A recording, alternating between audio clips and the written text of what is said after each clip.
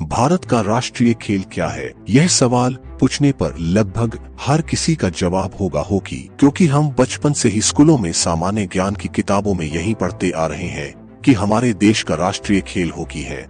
लेकिन आपको यह जानकर बड़ी हैरानी होगी कि हॉकी को भारत के राष्ट्रीय खेल का दर्जा प्राप्त नहीं है।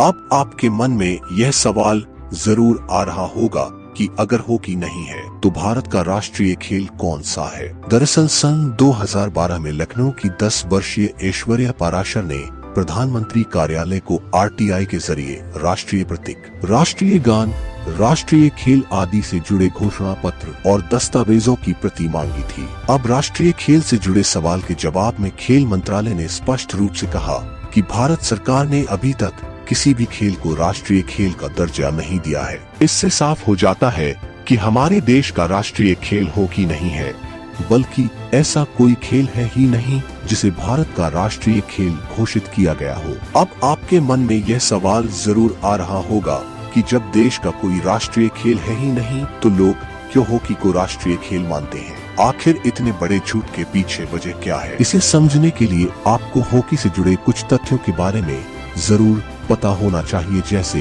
हॉकी का जन्म हमारे देश भारत में हुआ था और स्वतंत्रता से पहले यह हॉकी का खेल बहुत ही लोकप्रिय हुआ करता था। यहाँ तक कि भारत को इस खेल में 8 स्वर्ण पदक और 1 विश्व कप मिल चुका है। सन 1928 से 1956 तक के सारे स्वर्ण पदक भारत के नाम पर ही है। शायद यही वजह है कि लोगों ने हॉकी को ही राष्ट्रीय खेल मान लिया है। इसके अलावा आरटीआई से पहले इस सवाल का जवाब खोज पाना और तथ्यों की पुष्टि कर पाना बहुत मुश्किल काम था।